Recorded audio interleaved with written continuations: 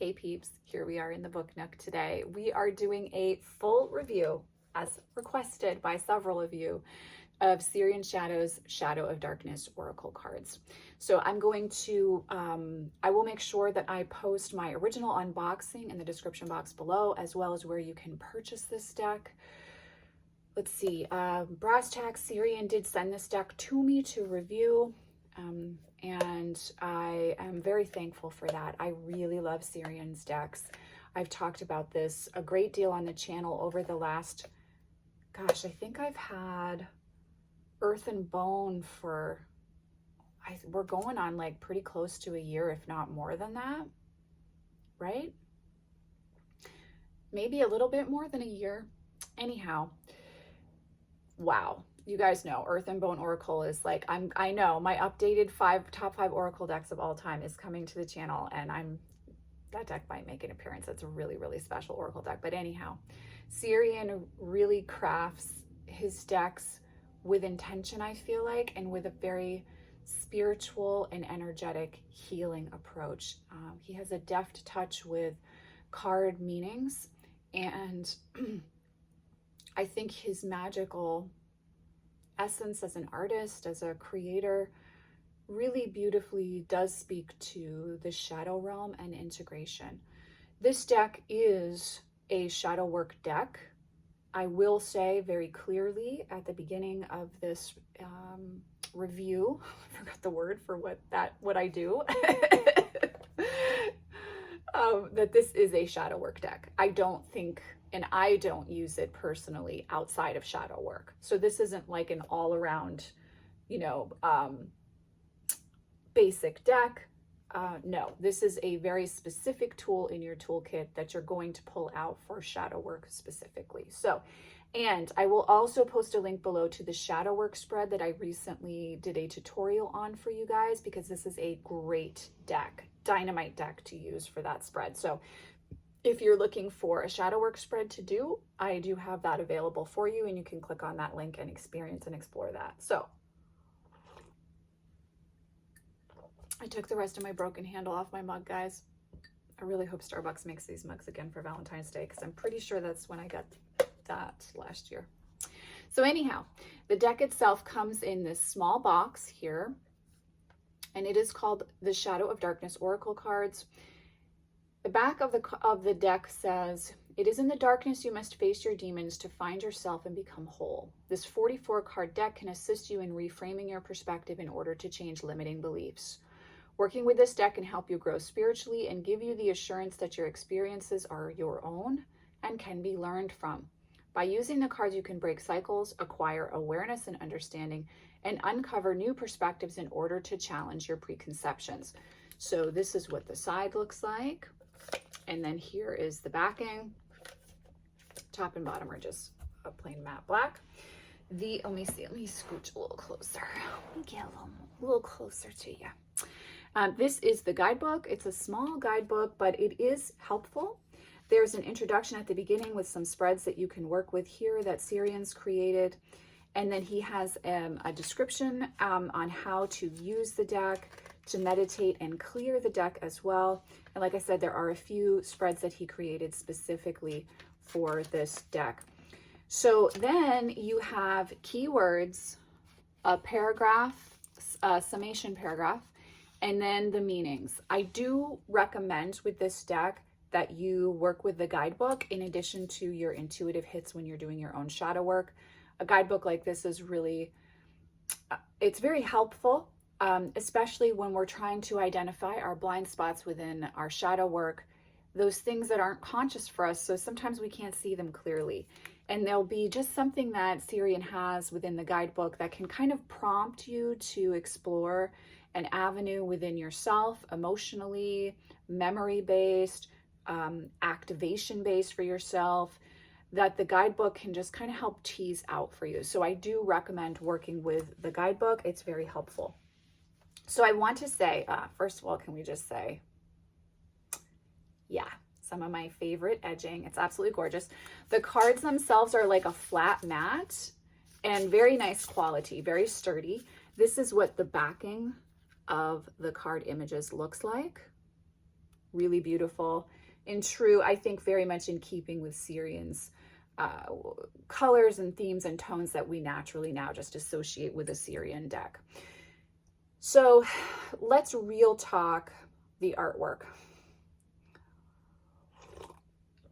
Because even though I highly, highly recommend this deck, and I do highly, highly recommend this deck, it's right up there with the Black Mirror, Dark Mirror Oracle for me, and other shadow work decks like that.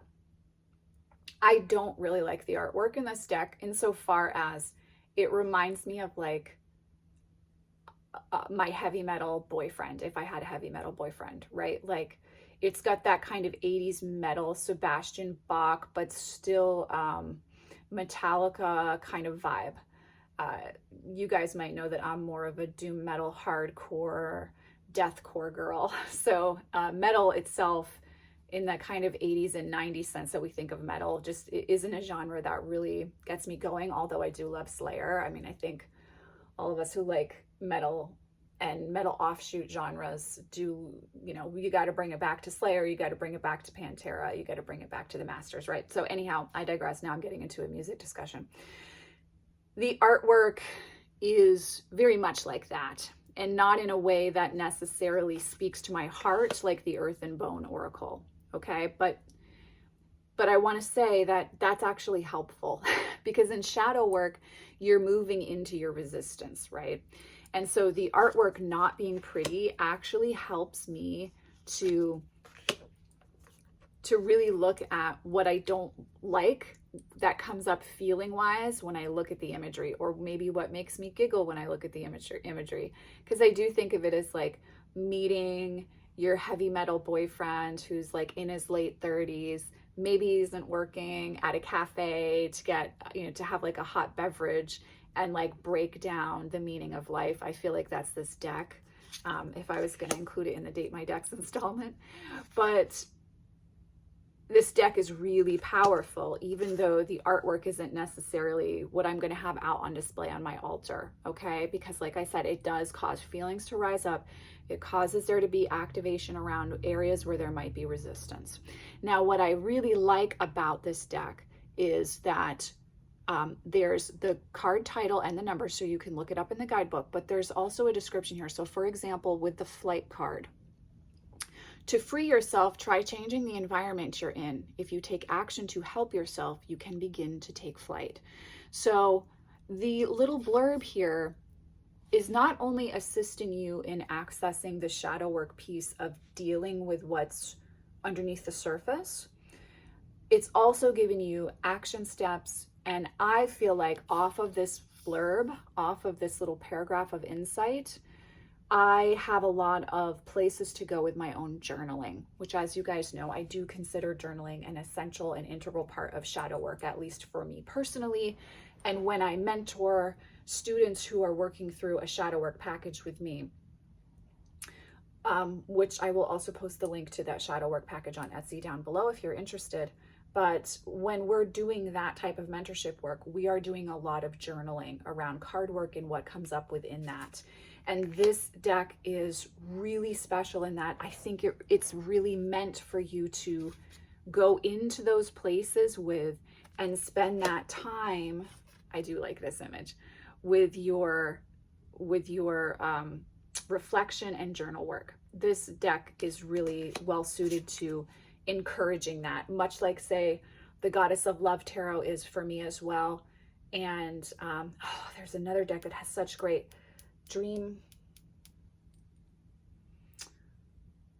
oh my God, guys, Dreamkeeper's Tarot.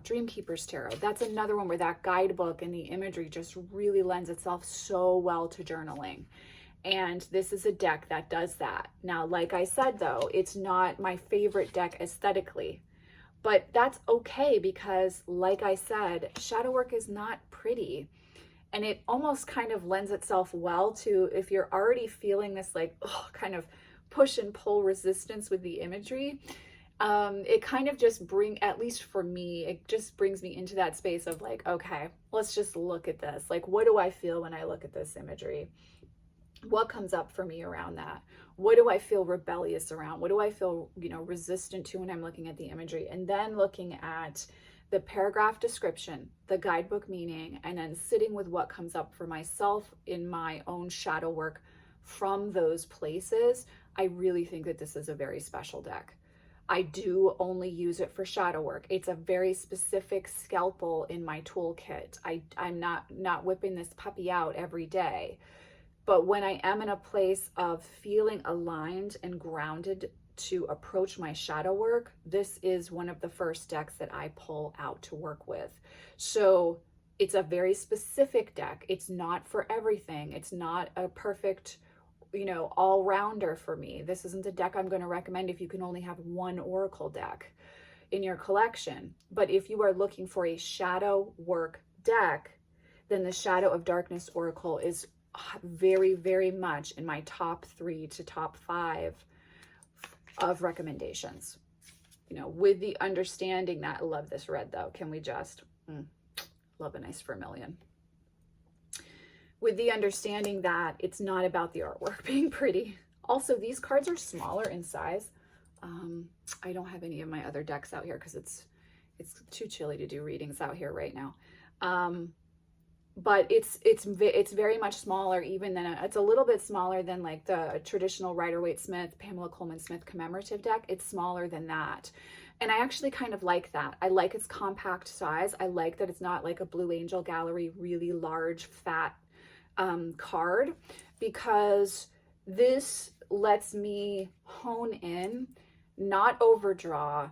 And it also does work well as a clarifier with tarot in a shadow work spread, which, like I said, if you're looking for an example of that, I do have a tutorial that was recorded recently that's on the channel. The link for that is down below. But this works and pairs very well with tarot when it comes to shadow work spreads. So is this a deck that you're going to use every day? Probably not. Is this a deck that you will use for shadow work? Yes. Even if you don't like the artwork, it has a very powerful purpose, a very strong and clear voice. It doesn't feel slapdash thrown together. I feel like Syrian really sat with his own practice and what he explores in his shadow work and crafted a deck to assist those of us who resonate with his work to get real in your shadow work journey, and to really have a tool that's very helpful with that. That's not just necessarily fluff, but that really provides a lot of meat on the bone. And so I do highly recommend Syrian Shadow's Shadow of Darkness Oracle. Just remember, you're not going to use it for everything. It will be specifically for shadow work, and it's not about loving the artwork. It's about working with the kind of rebellious metal energy that the artwork incites. So my final thoughts, or my fully fleshed thoughts, having worked with the deck now for several months, because I believe Syrian sent it to me around September or October. So I've definitely had time to work and connect with the deck, is that I do highly recommend it for shadow work. It's a really special deck. It is a very specific tool, but you will get your money's worth and your use out of it. And like I said, combining it with tarot for shadow work spreads, and even using it alone as your primary deck in a shadow work spread, which is what I would do. Again, as you can see in that tutorial, this deck is ideally suited for that type of work. It does feel like an ex-boyfriend that you really loved and had a lot of fun with, but that, wasn't necessarily the one you were going to settle down with, or an older brother who has questionable taste in music and always has advice for you, and that you just love dearly. That's the vibe of this deck. It has a lot of love. I think it was very lovingly crafted, and it's really special. I think that Syrian created something for the community that's very unique and beautiful, and not every deck is an all-arounder. Not every deck should be an all-arounder. We do want those very specific, powerful decks that we only pull out at certain times in our collection, much like, say, the Mary L. Tarot is for me. This deck has become one of those decks that I know exactly what I use that for and when it's time to pull that deck out.